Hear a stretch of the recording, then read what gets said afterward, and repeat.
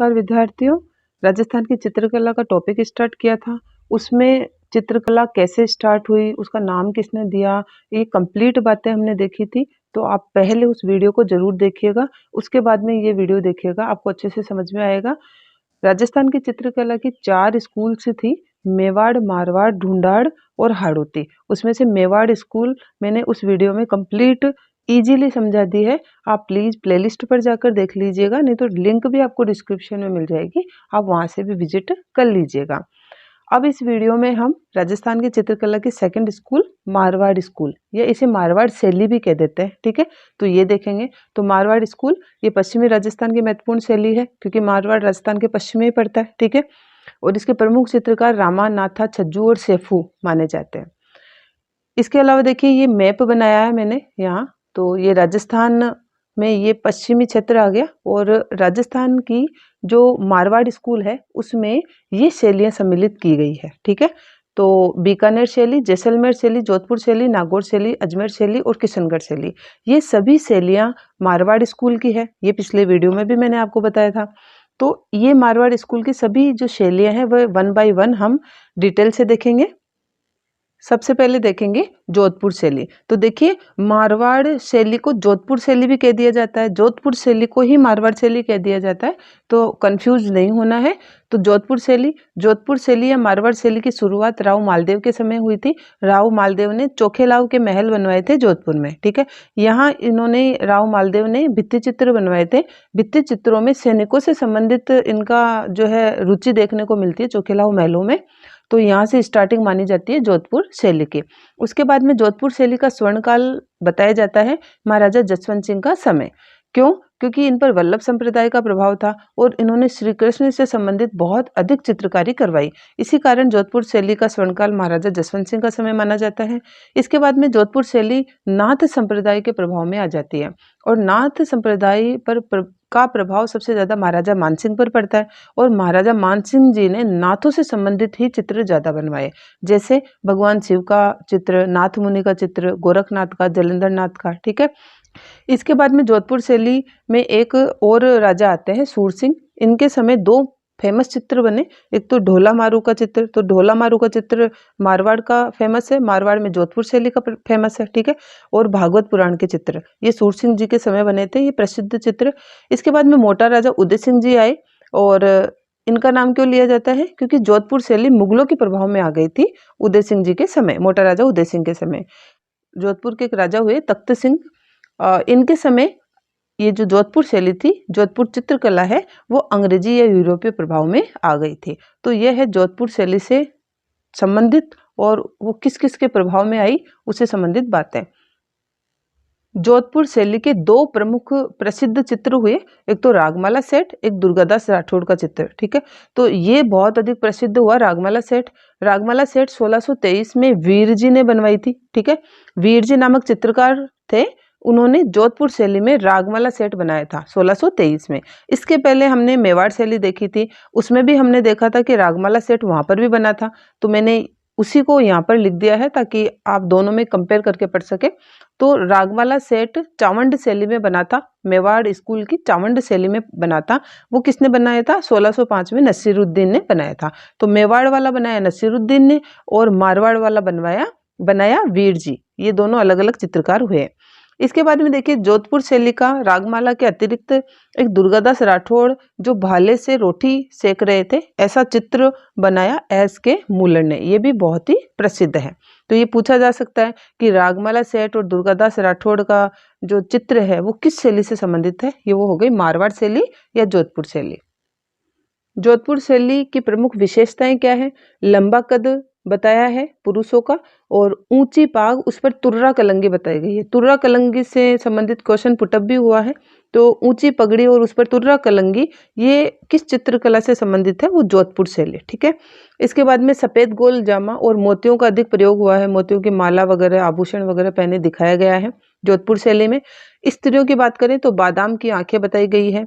ठेठ राजस्थानी लहंगा, लहंगे पर लाल पीले फूंदने का काम हुआ है, और इसके साथ में आम का वृक्ष, रेत के टीले, तो मरुस्थल है इसलिए रेत के टीले, ऊंट, चिंकारा, छोटी झाड़ियां, घोड़े, कुत्ते, ये भी बताए गए हैं जोधपुर शैली में। जोधपुर शैली के प्रमुख चित्रकार नारायण दास, रतनजी भाटी, देवदास भाटी, शिवदास, विशन दास, अमरदास और इसके साथ में अभी हमने देखा था रामानाथा छज्जू सेफू। ठीक है, तो जोधपुर शैली या मारवाड़ शैली ये दोनों के ही ये चित्रकार हैं। प्रमुख चित्रित ग्रंथ तो सबसे फेमस चित्र तो है मारवाड़ का या जोधपुर शैली का ढोला मारू का चित्र, जो मारवाड़ शैली का सबसे अधिक प्रसिद्ध चित्र माना जाता है। इसके अलावा देखिए एक 19वीं सदी में रसराज नामक किताब थी, हिंदी साहित्य की एक किताब थी रसराज, उसके राइटर थे मतीराम। ठीक है, रसराज के राइटर थे मतीराम। तो इस रसराज से संबंधित भी जोधपुर शैली में बहुत अधिक चित्रकारी की गई है। चित्रकार ये ही रहेंगे। ठीक है, रामानाथा छज्जू, विशनदास, इन्होंने रसराज नामक साहित्य पर भी बहुत अधिक चित्रकारियां की है। इसके बाद में वेली कृष्ण रुक्मणीरी, विलावत रागिनी चित्र, सूरसागर, दुर्गा सप्तशती, रसिक प्रिया, नाथ चरित्र, ढोला मरवंडी बात, पंचतंत्र, कामसूत्र, ये सभी जोधपुर शैली की प्रमुख चित्रित ग्रंथ हैं। चित्रों के विषय क्या क्या थे जोधपुर शैली में? नाथ संप्रदाय की कथाओं की बात करेंगे, प्रेमाख्यान की बात करेंगे, धार्मिक कथाएं। ठीक है, प्रमुख रंग पीला और सुनहरा प्रयोग हुआ है, तो जोधपुर शैली में सुनहरा रंग अधिक प्रयोग किया गया है। जोधपुर शैली के बाद में अब देखेंगे जैसलमेर शैली, जो मारवाड़ स्कूल की ही एक शैली है। जैसलमेर शैली की क्या विशेषता है? सबसे पहली बात कि राजस्थान की एकमात्र शैली है जिसने बाहरी प्रभावों को स्वीकार नहीं किया, मतलब बाहरी प्रभावों के टच में जैसलमेर शैली आई ही नहीं। ठीक है, तो ये शैली है जैसलमेर शैली। इसमें प्रमुख चित्र मूमल का माना जाता है, जो वर्तमान में भी जो है मूमल प्रतियोगिता होती है, मरु महोत्सव होता है जैसलमेर में, वहां पर मूमल प्रतियोगिता होती है, मूमल के नाम से ही। ये लोहदुर्वा की राजकुमारी हुआ करती थी जैसलमेर की। ठीक है, तो इन्हीं का चित्र था ये मूमल। जैसलमेर शैली का स्वर्णकाल पूछा जाए तो महाराजा मूलराज सेकंड, तो देखिए मूमल और मूलराज सेकंड ऐसे भी आप याद कर सकते हैं। तो मूलराज सेकंड जैसलमेर शैली से संबंधित थे, इन्होंने बहुत अधिक यहाँ पर मूमल से संबंधित चित्रकारी करवाई। चित्रों में पुरुष और स्त्रियों की बात करें तो पुरुष दाढ़ी मूछ तो सभी करीब करीब सभी पेंटिंग्स में है, उसके साथ में ओजपूर्ण चेहरे अगर कहीं बताए गए हैं वो जैसलमेर शैली के हैं, और स्त्रियों को यौवन की दीप्ति बताया गया जैसलमेर शैली में। अब देखते हैं बीकानेर शैली। तो बीकानेर शैली की सबसे बड़ी विशेषता यह है कि चित्रकार जो थे, पेंटर जो थे, वो अपना नाम और तिथि दोनों अंकित करते थे अपने पेंटिंग के नीचे। ठीक है, और शेखावटी में भी ये वर्क किया गया। ठीक है, तो बीकानेर शैली और शेखावटी शैली दोनों में चित्रकार अपना नाम और डेट जो है अंकित करते थे। बीकानेर शैली मुगल प्रभाव में और दक्षिण शैली के प्रभाव में रही, तो मुगलों का तो बहुत ज्यादा सानिध्य रहा बीकानेर से, तो मुगलों के प्रभाव में ये आती ही। बीकानेर शैली का जन्म जोधपुर शैली से हुआ। बीकानेर शैली की शुरुआत राव बीका के समय हुई थी और इसका स्वर्णकाल माना जाता है महाराजा अनूप सिंह का समय। ठीक है, बीकानेर शैली का पहला प्राप्त चित्र है भागवत पुराण का चित्र, जो राय सिंह के समय बना था। अब बीकानेर शैली में कौन से रंगों का प्रयोग हुआ है? तो देखिए पीला रंग तो मुख्यतया बीकानेर शैली में प्रयोग हुआ है, इसके साथ में गुलाबी और लाल रंग भी अन्य रंगों के रूप में यूज किए गए हैं। विषय क्या क्या है बीकानेर शैली के? तो शिकार के दृश्य हैं, सामंती वैभव है, महफिलें हैं, कृष्ण लीला, राग रागिनियां, रेत के टीले, फूल पत्तियों का अधिक चित्रण हुआ है बीकानेर शैली में। ठीक है, अब देखिए इसकी विशेषता। तो बीकानेर शैली की प्रमुख विशेषताएं हैं ये 3 पॉइंट: मथेरण कला, उस्ता कला और काष्ठ चित्रांकन। इसमें से काष्ठ चित्रांकन आप सभी जानते हो, काष्ठ मतलब लकड़ी, तो लकड़ी पर चित्रांकन करना, पेंटिंग करना, ये बीकानेर शैली की प्रमुख विशेषता है। इसके साथ में उस्ता कला, तो जो ऊंट की खाल पर एक सोने का चित्रण किया जाता है। ठीक है, तो वो उस्ता कला भी बीकानेर की प्रसिद्ध है। ओके, और ये जो उस्ता कला है उसमें जो चित्रकार है वो मुख्य चित्रकार है ये अली रजा, रुकुद्दीन, इब्राहिम, हैसमुद्दीन, ये सभी जो है रुकुद्दीन, हैसमुद्दीन, इब्राहिम, ठीक है, ये सभी उस्ता कला से संबंधित प्रमुख चित्रकार थे। इसमें से ये हैसमुद्दीन जी थे, इनको तो उस्ता कला पर पद्मश्री भी मिला हुआ है। इसके साथ में मथेरण कला, ये क्या होती है? जैन चित्रकारों के द्वारा गीले प्लास्टर पर चित्र बनाए जाते हैं। जैसे गीली दीवार होती है प्लास्टर की, उस पर चित्र उकेर दिए जाते हैं, जिसे हम आला गीला भी कहते हैं। ठीक है, तो ये मैंने इधर लिख दिया है। मथेरण कला क्या होती है? इसी मथेरण कला को अरायस भी कहा जाता है, फ्रेस्को कहा जाता है, आला गीला कहा जाता है, पणो भी कहा जाता है। शेखावटी क्षेत्र में इसको पणो भी कह दिया जाता है मथेरण को। और इसके प्रमुख चित्रकार है चंदूलाल, मुकुंद और मुन्नालाल। ठीक है, तो ये मथुरण कला हो गई। तो मथुरण कला, उस्ता कला और काष्ठ चित्रांकन ये बीकानेर का फेमस है बहुत अधिक। इसके अलावा पुरुष और स्त्रियां कैसी दिखाई गई है, तो पुरुष और स्त्रियां, पुरुष की बात करें तो शिखराकार पगड़ी है, जैसे शिखर जैसे पहाड़ी होती है ना, वो ऊपर से जैसे चोटी की जैसे तीखी, तो वैसी आकृति की पगड़ियां बीकानेर शैली में पहने हुए दिखाया गया है पुरुषों को। फैला हुआ जामा, हाथ में भाला है और उग्र आकृति दिखाई गई है। स्त्रियों की बात करें तो धनुषाकार भ्रुकुटी बताई गई है और इकरी लंबी नायिकाएं हैं। इकरी मतलब पतली, पतली और लंबी नायिकाएं बताई गई है बीकानेर शैली के। और आंखें कमल कोशवत बताई गई है। नीले आसमान में छल्लेदार सफेद बादलों का अधिक प्रयोग हुआ है। तो ये हो गई बीकानेर शैली। अब देखेंगे हम नागौर शैली। नागौर शैली 18वीं सदी में विकास हुआ और नागौर शैली की प्रमुख विशेषता यही है कि इसमें बुझे हुए रंगों का प्रयोग हुआ है। देखिए, राजस्थान की चित्रकला में एकमात्र चित्रकला शैली है जिसमें बुझे हुए रंगों का प्रयोग हुआ है, वो है नागौर शैली। इसके अलावा देखिए, हर जगह नायक को, नायिका को बहुत अच्छे से उकेरा गया है, लेकिन नागौर शैली में झुर्रियों से सधे हुए अंकन हुए हैं, मतलब बुढ़ापा बताया गया है नायक और नायिकाओं के फेस पर। तो ये एकमात्र शैली है जहां पर ये दो बातें अनोखी सी आई है, बुझे हुए रंग और झुर्रियों का से सदा हुआ चेहरा। इसके अलावा पारदर्शी वेशभूषा, छोटी आंखें, ठीक है, ये तो करीब करीब और भी मिल जाता है। लकड़ी के किवाड़ों पर चित्रण हुआ है यहाँ पर, जैसे भित्ति चित्र होते हैं, भित्ति चित्रों के साथ में लकड़ी के किवाड़ों पर चित्रण नागौर शैली में भी हुआ है। बाकी मुख्य बातें हैं बुझे हुए रंगों का प्रयोग और झुर्रियों से सदा हुआ अंकन, ये आप याद रख लीजिएगा दो बातें। इसके अलावा नागौर शैली किस किस का मिश्रण है, तो बीकानेर शैली, जोधपुर शैली, अजमेर शैली, मुगल शैली और दक्षिण शैली, करीब करीब सभी शैलियों का मिश्रण कौन सी शैली मानी जाती है, नागौर शैली। देखिए, ये भी एकमात्र शैली ऐसी है जिसमें सभी शैलियां आ रही है, ठीक है। अब देखेंगे अजमेर शैली। तो मारवाड़ स्कूल की अजमेर शैली देखिए। अजमेर शैली की मुख्य बातें मुगल पृष्ठभूमि में पनपी है। तो मुगल हो, अंग्रेज हो, पहले राजस्थान पर अगर किसी ने कब्जा किया है तो वो अजमेर से ही पॉसिबल हुआ है, ठीक है। तो अजमेर सीधा प्रभाव में आता था किसी भी शैली के, तो मुगल पृष्ठभूमि में पनपा चित्रकला जो है अजमेर की। और जोधपुर शैली का यहाँ पर प्रभाव रहा है। जोधपुर मतलब मारवाड़ स्कूल चल रही है, तो जोधपुर शैली का प्रभाव रहा है, तभी तो जोधपुर स्कूल में आई है, मारवाड़ स्कूल में आई है अजमेर शैली, ठीक है। रंग लाल, पीला, हरा, बैंगनी रंग, तो बैंगनी रंग मुख्यतः इसकी पहचान है अजमेर शैली के।